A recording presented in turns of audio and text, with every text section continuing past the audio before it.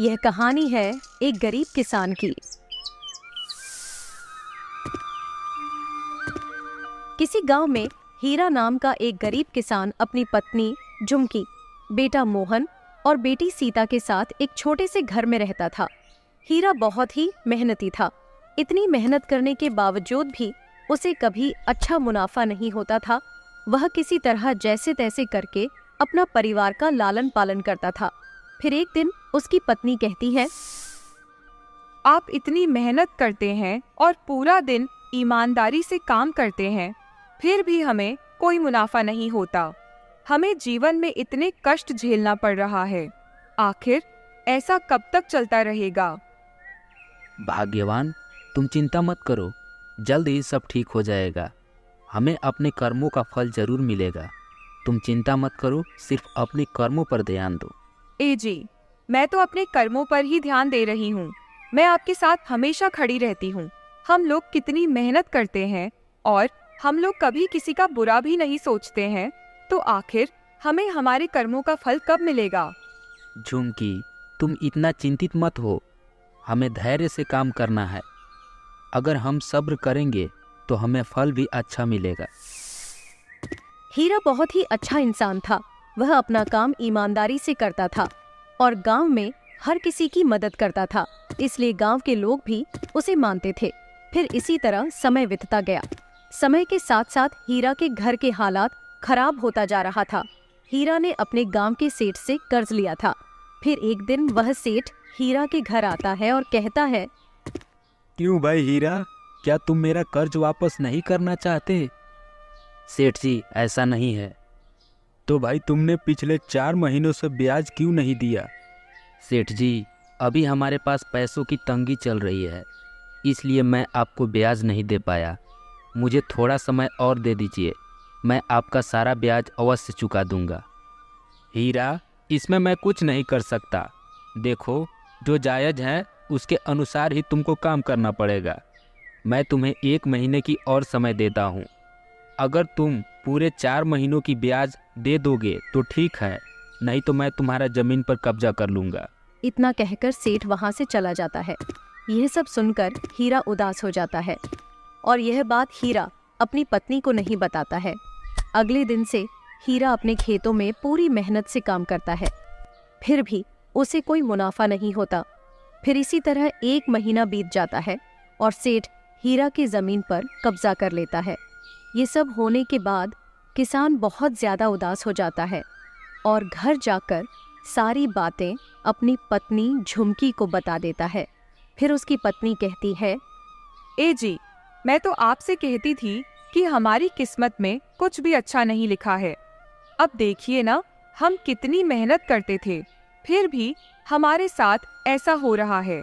हमारे पास तो एक ही जमीन थी, अब वह भी नहीं रहा। अब हम भला क्या करेंगे? हम किस तरह अपना गुजारा करेंगे? भाग्यवान, तुम चिंता मत करो, सब ठीक हो जाएगा। ये सब सुनकर हीरा की पत्नी झुमकी वहां से चली जाती है। इसी तरह कई दिन बीत जाते हैं। अब हीरा दूसरों के खेतों में काम करने लगा। फिर एक दिन की बात है, जब हीरा एक जमींदार के खेत में काम कर रहा था, तभी उसे वहां पर एक गिलहरी दिखाई दिया। गिलहरी जख्मी हालत में थी। हीरा उस गिलहरी को अपने घर ले गया। फिर हीरा की बेटी सीता वहां पर आती है और गिलहरी को दवा लगा देती है। उसके बाद वह अपने पिता से कहती है, पिताजी, आपको यह गिलहरी कहाँ से मिली? बिटिया, मुझे यह गिलहरी खेत पर मिली। जब मैं काम कर रहा था तब मैंने इसे जख्मी हालत में पाया, तो मैंने सोचा क्यों न इसे अपने घर ले चलूं। फिर मैंने इसे घर ले आया। तभी गिलहरी बोली, हीरा, हमारी सहायता करने के लिए धन्यवाद। गिलहरी की बात सुनकर हीरा हैरान हो गया और बोला, क्या तुम बोल सकती हो? मुझे तो यकीन ही नहीं हो रहा है। हाँ, मैं भी बोल सकती हूँ। तभी वहां पर हीरा की पत्नी आ जाती है और गिलहरी को बोलते हुए देखकर वह भी आश्चर्यचकित हो जाती है। हीरा, मैं एक जादुई गिलहरी हूँ। तुमने मेरी सहायता की है, इसलिए मैं तुम्हारी कोई भी इच्छा पूरी कर सकती हूँ। नहीं, तुमसे मुझे कुछ नहीं चाहिए। तभी उसकी पत्नी कहती है, मेरी एक इच्छा है। हम चाहते हैं कि हम बहुत ज्यादा धनी हो जाएं। फिर हीरा भी यह बात मान जाता है और गिलहरी से कहता है, हाँ, हम भी धनी होना चाहते हैं। फिर क्या। हीरा के सामने एक बड़ा सा मटका आ जाता है जिसमें बहुत सारा स्वर्ण मुद्रा भरा होता है। इतना सारा स्वर्ण मुद्रा देखकर हीरा की पत्नी कहती है, अरे वाह, इस मटका में तो बहुत सारे सोना है। अब तो हम बहुत धनी हो गए। इसी तरह कुछ दिन बीत जाते हैं। फिर झुमकी बहुत महंगे महंगे वस्त्र और गहने पहनने लगती है।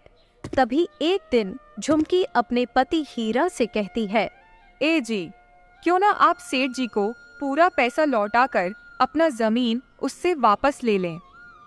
हाँ झुमकी, तुम ठीक कहती हो। मैं अभी सेठ जी के पास जाता हूँ।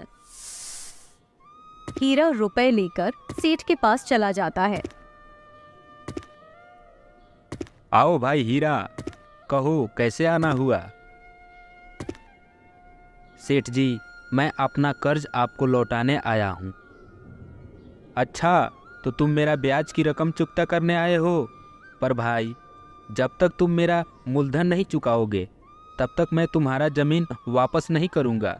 सेठ जी, आप चिंता न करें, मैं ब्याज के साथ आपका मूलधन भी लौटाने आया हूँ। ये लीजिए अपना पैसा। यह सब देखकर सेठ चौंक जाता है और हीरा से कहता है, अरे हीरा, अचानक से तुम्हारे पास इतना धन कहाँ से आ गया? अभी 2 महीने पहले तो तुम्हारे पास ब्याज के रुपए भी नहीं थे। बस सेठ जी, बस आपको रुपए मिल गए।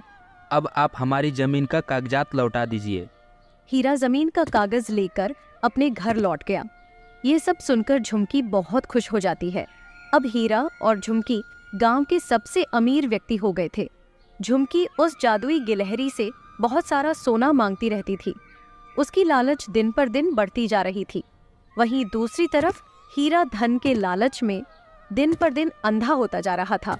हीरा और झुमकी दूसरों को कुछ भी नहीं समझते थे। वे लोग गांव के सभी लोगों के साथ बहुत ज्यादा बुरा व्यवहार करने लगे थे। जब सेठ को यह सब बात पता चला कि अब हीरा बहुत ज्यादा अमीर हो गया है, तो सेठ हीरा को ज्यादा उकसाने लगा, क्योंकि हीरा लोगों को कम ब्याज दर पर रुपए देने लगा था। तभी सेठ ने हीरा से कहा, हीरा भाई, तुम्हें तो इस मौके का फ़ायदा उठाना चाहिए। तुम इतने कम ब्याज पर कर्ज क्यों देते हो? तुम्हें तो लोगों से ज़्यादा ब्याज लेनी चाहिए। यही तुम्हारे पास मौका है। इससे तुम और धनी हो जाओगे और साथ में तुम्हारे पास ज़मीन भी बहुत सारी हो जाएगी। अब हीरा भी सेठ की बातों में आ जाता है। फिर हीरा अधिक ब्याज की दर से रुपए देकर लोगों को जमीन पर कब्जा करने लगा। पहले तो हीरा के व्यवहार बहुत ही अच्छा था, इसीलिए लोग उससे कर्ज ले लेते थे, ये सोचकर कि वह उनके साथ गलत व्यवहार नहीं करेगा, क्योंकि हीरा शुरुआत में लोगों को कम ब्याज पर पैसे देता था। इसीलिए गांव के सभी लोग उस पर विश्वास रखते थे। परंतु धीरे धीरे हीरा गरीबों की मजबूरी का फायदा उठाने लगा और जबरदस्ती गरीबों की जमीन पर कब्जा करने लगा। फिर पूरे गांव में हीरा के खिलाफ आक्रोश बढ़ गया, परंतु कोई भी हीरा का कुछ बिगाड़ नहीं पाया। वहीं दूसरी तरफ मोहन, जो कि हीरा का बेटा था, वह भी पैसों को देखकर बिगड़ चुका था। वह दूसरों को अपने सामने कुछ भी नहीं समझता था। साथ ही उसे जुए शराब की भी बुरी लत लग गई थी। ये सब जानते हुए भी हीरा और झुमकी अपने बेटे मोहन को कुछ भी नहीं कहते थे। इसी तरह समय गुजरता गया। फिर एक दिन मोहन कैंसर की बीमारी से ग्रस्त हो गया। उसकी हालत बहुत ज्यादा खराब हो गई। हीरा उसे हर वैद्य के पास ले गया, लेकिन उसका इलाज कहीं पर भी संभव नहीं हुआ। अब मोहन की हालत दिन पर दिन खराब होता जा रहा था। तभी एक दिन हीरा के घर पर बहुत बड़ा वैद्य जी आते हैं। तभी हीरा वैद्य जी से कहने लगा, वैद्य जी, आप पैसे की चिंता मत कीजिए। आप जितना चाहें मुझसे पैसा ले लीजिए, पर आप मेरे बेटे को ठीक कर दीजिए। भाई, आपका बेटा ऐसी बीमारी से ग्रस्त है कि इसे दुनिया के कोई भी वैद्य नहीं ठीक कर सकता। वैद्य जी, मेरे पास बहुत सारा धन है, फिर भी आप मेरे बेटे का इलाज क्यों नहीं करते? आपको जितना पैसा चाहिए ले लो। भाई साहब, जीवन में हर चीज़ केवल धन से ही नहीं होता। कुछ चीज़ें ऐसी होती है जो धन से परे होती हैं। हमें धन को इतना महत्व नहीं देना चाहिए, नहीं तो हमें एक न एक दिन बहुत ज़्यादा पछताना पड़ता है। इतना कहकर वैद्य वहां से चला जाता है। फिर झुमकी रोते हुए कहती है, पता नहीं हमारे बेटे को किसकी नजर लग गई। यह इतना बीमार हो गया कि कहीं पर भी इसका इलाज संभव नहीं है। हमारे बेटे की हालत दिन पर दिन खराब होती जा रही है। हाँ झुमकी, तुम बिल्कुल सही कह रही हो। पता नहीं हमारे बेटे को क्या हो गया है। अब ये भला कैसे ठीक होगा। इतना कहकर हीरा भी रोने लगा। ये सब बात उसकी बेटी सीता सुन लेती है और वह कहती है, पिताजी, आप लोग भला यह सब अजीब अजीब सी बातें क्यों कर रहे हैं? नहीं बेटा, हम लोग भला अजीब सी बातें क्यों करेंगे। पिताजी, क्या इतना कुछ होने के बावजूद भी आपको लगता है कि धन से दुनिया में सब कुछ संभव है? भैया को किसी की बुरी नज़र नहीं लगी है, बल्कि यह सब आपकी और माँ की कर्मों का फल है। आप धन के लालच में इतने अंधे हो गए थे कि पिछले दिन भी आप लोगों को याद नहीं आई। आप लोगों ने गांव के न जाने कितने लोगों को शोषण किया है और उनकी ज़मीन पर कब्जा किया है। आपने तो कभी मोहन भैया को भी नहीं डांटा जब यह शराब पीते थे, आयाशी करते थे।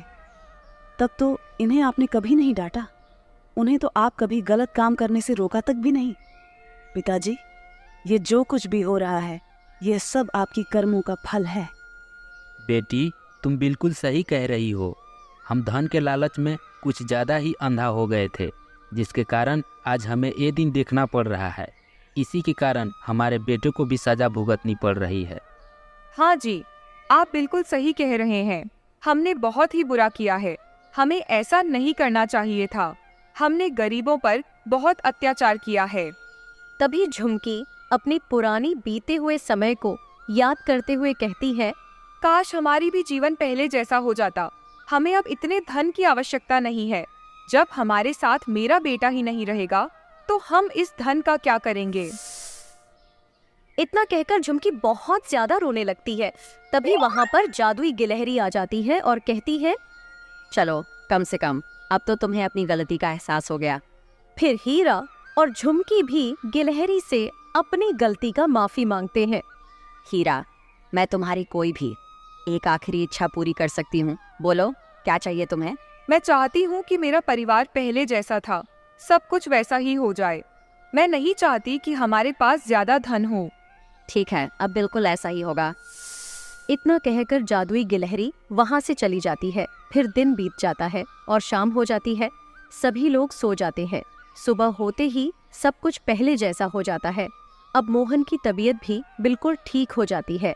फिर हीरा और उसकी पत्नी झुमकी अपने दोनों बच्चों के साथ हंसी खुशी जिंदगी बिताने लगते हैं। अब उन्हें समझ आ गया था कि जिंदगी में सिर्फ धन ही महत्वपूर्ण नहीं होता, हमें जीवन में अच्छे कर्म भी करनी चाहिए।